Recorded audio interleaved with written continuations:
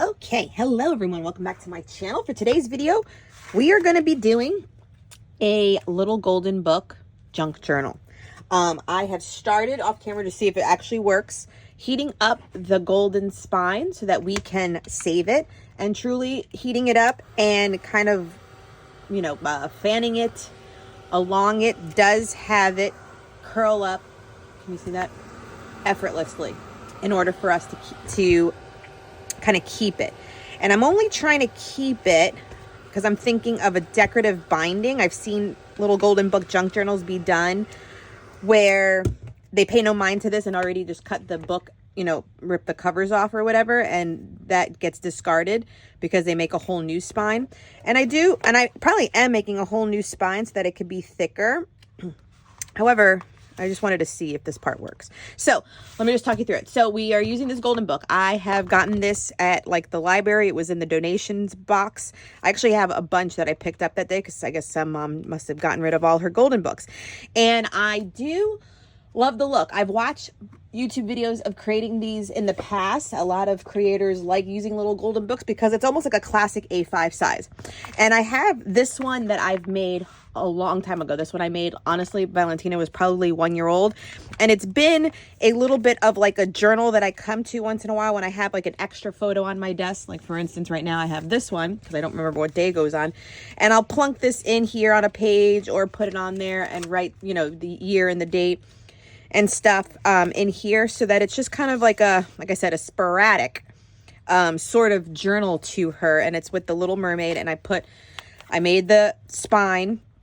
I put fabric on the spine. I added buttons. I mean, I took this to every level. This one I did off camera because I wasn't sure how it was going to come out. And it has 4 signatures, as you can see. So we're doing this whole part. I think we're going to only make 2 signatures for this one. And it's I broke up books again from like the recycling bins from Disney. So there's like, you can see Winnie the Pooh pages in here. There are Valentine's Day cards, fabric. The actual book pages are in here. There's like a Disney comic book that I found, I think at the Dollar Tree, that you'll see pages in here for. And then there's just scrapbooking pages, paper that you saw. I made some pockets. So we're going to do something like this using the cherry box this month, or this quarter. The cherry box is including the vintage orchard collection. So I have all of its contents right here because I was just playing with it for another project. And then here's the pack. So with this kind of theme, I just felt like when I thumbed through these pages, this would go a lot better. So we're going to cut these down to size, make a few signatures, and then embellish it with these items. So this is going to be the star of the show, is the cherry box, which is the fall box for the quarter. And the cherry box has been great. So like I said, I think I've already done 2 projects. They should be up on my channel. So I need to heat that up a little bit more. It's already getting stuck. And we're going to, like I said, we're going to just take this apart. We're going to get a spine of chipboard. And actually, we're going to probably use paper from the collection. I am going to leave the cover as so. We're going to do some probably decoration of like rickrack or something, usually wherever the paper meets the cover. And then make 2 signatures with the pages of this and then that collection too. So that is the game plan. Now, am I using it for anything specific? Not really. Maybe I could use it for like a Thankful 30 or something coming up. Or, maybe maybe I'll sell it. Maybe I'll sell it. We'll see. Because I think sometimes, at least for me, I create to create. But then sometimes I have all these projects that I never really get to. Like, for instance, I can just grab one right here. I made this little junk journal book with a collection from Fancy Pants, and it turned out great. It was obviously showing off a collection, and I know I have some flip outs, and I thought at the time of that video on my channel, I know I said I would make it like a quote book, but clearly it's still just sitting here, and I never went back and did the quote thing. So even something like this, I could potentially sell if anyone was interested, because it's just sitting here all by its lonesome self, all pretty and ready to go. So if I make this and it turns out cute, because for the sake, I just want to show you how to use the product and how to create it. Clearly I need the content, but will I actually use it? I don't know. But let's get started. So we're going to finish taking this off. We're going to get some chipboard, make it the thickness, and then adhere it with the paper, and then start making some signatures. Okay, so let's get started.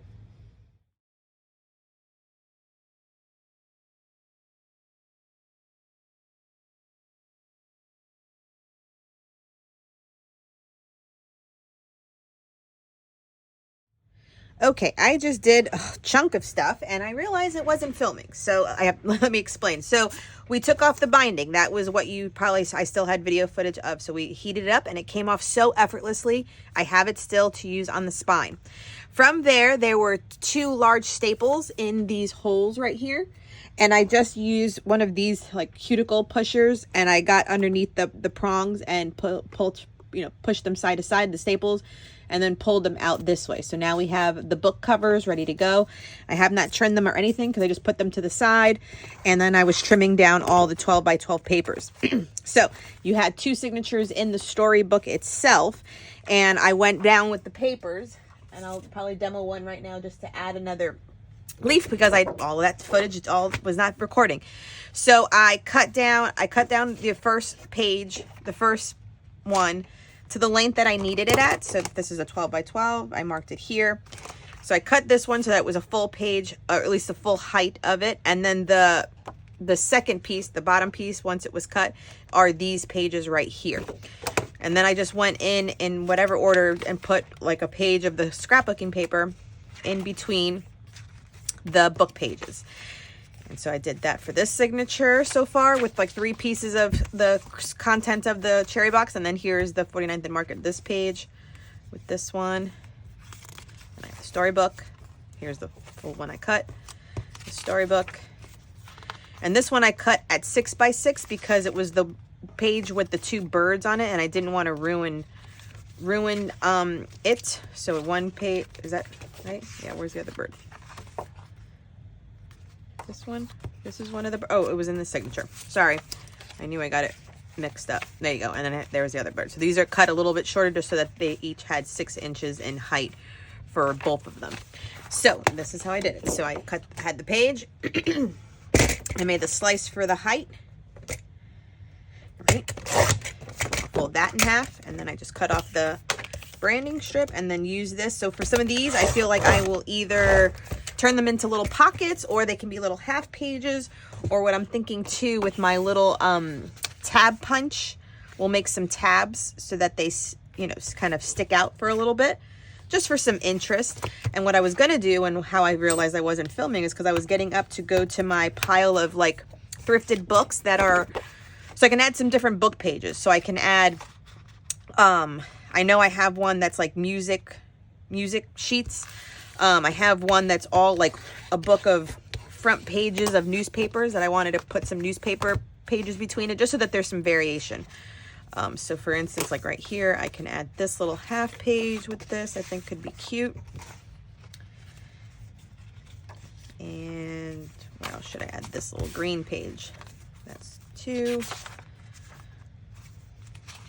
Could go there. Could go with this one. So put a little full sheet and then this little half sheet, right? And then you can have more areas to journal and stuff. What I have to decide too, and I know this happens for some other creators, is they will cut off their books where that score mark is, like cut that off so that then, you know, you're just left with the full page, the full book from here on out from the score books. But then it just makes the book pages jut out a little bit. So that might happen because I think that's where I'm going to go, or just leave it on there, but it might make the book open improperly, which is why I think they usually cut it, because I'm thinking even if you had it here, it would start bending and then bending there. So yeah, we will be trimming off right at the score mark for both of them and making our spine to reinforce it. So then therefore this little extra parts of the book pages will have to be trimmed. And thankfully it's not much of the illustration, as you can see. It's just going to be like the watermarks and stuff. Nothing's even getting cut off there. So yeah, cutting the pages so that they line up so they fit this won't be a problem. So we'll have these 2 signatures, and I love the puppy book. So let's start working on the spine, and I swear I will start remembering to hold the record button down. Yeah, so this will have to be trimmed. It's coming together. So far, so good. Okay, what I'm filming here, this is completely optional. I just happen to have a vast collection of older magazines and books that I have thrifted or gotten from Goodwill or gotten from, you know, the library like donation bins and stuff. So I didn't I'm not ruining anything that's precious to me. And granted, to each his own, that if you like to cut out book pages or not, I know there is, opinions on both sides, but like I said, these were meant and are in my house to tear out pages for exactly this, because I just want to get into junk journaling and creating these books that I have been slowly accumulating as I come across something that I feel could be used in, folding it in half and putting it into signatures. So this part, like I said, if you have a collection, great. If you have a couple books that you pull from, great. It's not necessary. What I'll also say is that at least add a cherry on top, because I'm using the cherry box. There is a company called A House of Books, and they almost like take book pages like this and make photocopies and then sell those photocopies of said book pages as kits. And I do have pages like that as well, but I think I go in my stash later on for that, because I jogged my memory and I was like, oh yeah, I have that other collection of stuff that's similar to this without, destroying book pages. So there's an option. And you saw I was just kind of cutting them down to pages. And so this is that stack to the left is from A House of Books kits that I've purchased from A Cherry on Top too. So I'm just folding everything in half and considering them for book pages. Now what I am showing you is way too much than I actually need. So here are those ones from that House of Books. Some of them seem to be authentic book pages, like vintage stuff that you can collect, and other ones seem to be like just the image of it on like copy paper. So it's a good collection, especially if you don't have anything to pull from. Considering A House of Books collections is good. And so also that fabric that I just put to the top of the screen, that is what I decide to use for my spine itself. So you can use cardstock as well as fabric, and since I found that piece of fabric, which was a decent size and I think miraculously fits the golden book, that was a very serendipity moment. So a piece of fabric is what you're going to need, and probably I think it's about 4 inches wide, which is also perfect. And I'm going to cut my spine from chipboard that I have in my stash as well. Now chipboard, when you are looking for it, you can use cereal boxes or any sort of packaging that comes with cereal, snacks in your house. That is good chipboard. If you want to even double layer it, that's an option. I also have plenty of boxes from like Amazon shipments, so definitely cardboard itself is also used. And I do think I go with the cardboard option just because I don't think I had a cereal box in my room at the moment, but I do tend to keep them. Even if it's from like other packaging that just comes in a light cardboard box, I tend to keep it. I'm a bit of a hoarder, let's be honest. I'm a bit of a hoarder, so there is stuff. And granted, like I said, I haven't made tons of junk journals yet in my life, but I think I've liked the trend, and me slowly collecting supplies for it has just been in anticipation of doing exactly this, so that I can get into it and be able to make more than one and have a nice collection of them started, and just a nice new, not to say new, but a nice hobby to do in addition to my scrapbooking that I will never give up. So these are just kind of texture elements. It just really looks like, parts of books and junk, and it's all included in those House of Books kits. And so these are just other fabrics that were in there that I'm like, oh, I could use this, I could use that, this could be cute too. And this is where I'm at with the making. So here is a piece of cardboard. The height of the book, I want to say, is 7 3/4, and so I'm making it 2 inches long, or thick, I apologize, and using my X-Acto knife and a T-square ruler to kind of get that just right. So it's just a piece of cardboard from a box, and cutting it on both sides. So I had to make sure I remembered it was at 2 inches in, and then going from there and then just scoring it and cutting it out once again. So 7 3/4 and 2 inches, and so that will be my spine. So for this one, I did say I am using the fabric that I had pulled earlier. It's kind of like a beigey kind of damask looking one anyway, and here I am just making sure that I can punch holes in it once I sew in the signatures, because I know that is going to be needed soon. So that was just a poke with my awl, and so like the piece I had was definitely enough, and then I'm going to use a piece of scrapbook paper from the kit to use it. And actually, before I get started, I did not score off the piece that I thought I was with the score mark on the cover. I left it whole. So it's just an option. It's not that you have to do it this way or not. I'm just letting you know that I did not end up cutting off that score mark.